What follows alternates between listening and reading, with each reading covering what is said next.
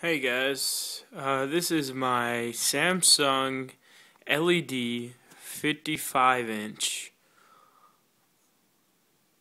high-definition TV. There's not a lot of reviews or good reviews, or just I didn't find any really informational views about this TV, so I'll go ahead and tell you a few things. It's the d6050 series. The only difference between this and the 6000 series is that this 6050 series comes with a wireless LAN adapter so that you don't have to use an Ethernet cord.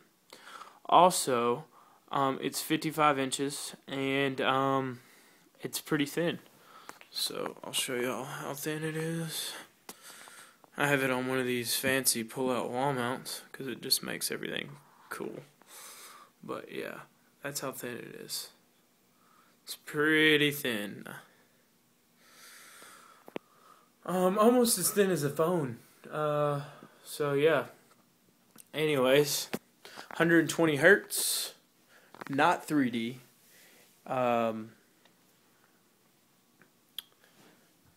It is, of course, 1080p though. And it's got the touch of color. And I don't know if you can see it, but it's got a red tint to it. I'm recording on my iPhone, so anyway, so yeah, this is my setup. I'll go ahead and turn it on for you. So for all the people who are wondering how you turn this TV on without any buttons, it has a touch-sensitive pad down here, and there's the power button. So you just click it.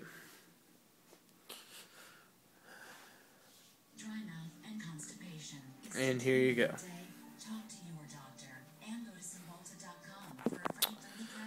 So, my review. I'm not keeping the TV.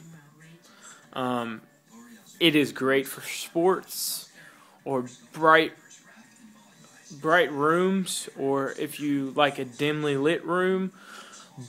But if you do like to watch your movies in complete dark with no lights on, just the screen and the speakers, this is probably not going to be what you want. And this is the reason why. Because the Samsung LED TV is edge lit, that means that the LEDs go around the edge of the TV. Okay? So what happens is that's how it lights up the entire screen. So if you have a dark scene like this right here, where the faces are really bright and the shirt's really bright, instead of just brightening up the face, the LEDs are going to light up the entire screen, which causes a lot of backlighting issues and a lot of ununiformity in the blacks, a lot of gray and a lot of clouding. This is actually the fourth one that I've received from Samsung, and that's not even the worst of the problem. The worst of the problem is that the flashlighting from the corners at night, or when you're watching in a dark room, it has a glow that comes from the corners of each part of the screen. So it's so bad that you have to turn your backlight and your contrast down, but you have to turn your backlight down to about 5 to 8 to make it even subtle. If it's any higher than that, then you're going to see it. So that's why I am not keeping it. I am not keeping it because the ununiformity in the blacks, which causes the gray, and the flashlighting in the corners. You can get an edge lit LED TV that solves this problem, and the way of doing that is getting the 8000 series, which has local dimming, which uses a technology that uses the LEDs to brighten the screen in the areas that need to be brightened instead of the overall comfort of the screen. But I don't have the money for a 8000 series 55-inch LED TV. I had about $2,000 to spend on a TV, and this is what I got. I was thoroughly impressed during the daytime, and even now, looking at it right now, it looks fine. But if you're wanting to watch a movie like Harry Potter or Alice in Wonderland or something that's going to be dark, you're going to notice the uniformity issues. So, like I said, this is my fourth one from Samsung. So what I finally did is I told Samsung that I either wanted my money back or I wanted a different TV, and they said that I said I wanted to switch over to something equivalent to the price of my TV, except I wanted a plasma.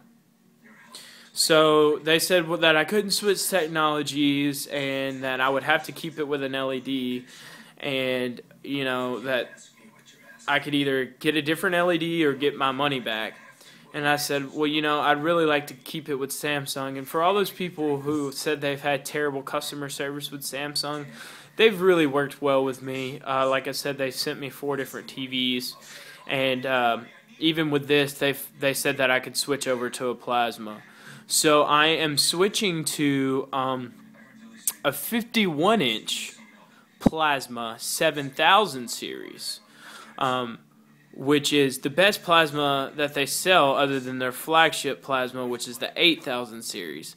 Now, the differences between the 8000 series and the 7000 series are pretty much subtle, the 7000 series doesn't come with a keyboard, remote control, and it doesn't come with a web browser. But as far as the screen and the quality of it, it's the exact same as the 8000 series. So I'm pretty satisfied with that. Also, my 7000 series will be in 3D. So even though I'm losing 4 inches, I'll be getting a better picture, a better screen, and it will also be in 3D. So yeah, this is my little video, my upload for y'all people who are wondering whether you should choose plasma or you should choose LED. And in my opinion, if you're a movie watcher, plasma is the way to go right now. Samsung makes one of the most stylish plasmas that are out. The plasma that I'm receiving, I'll also upload a video for it when I get it. It looks just like this, except it has a metal brushed finish around the frame. And the new plasmas are just as thin as the LEDs now. So yeah, so that's my little review on this TV. If I had to rate it for 1 out of 5 stars, I'd give it a 3. And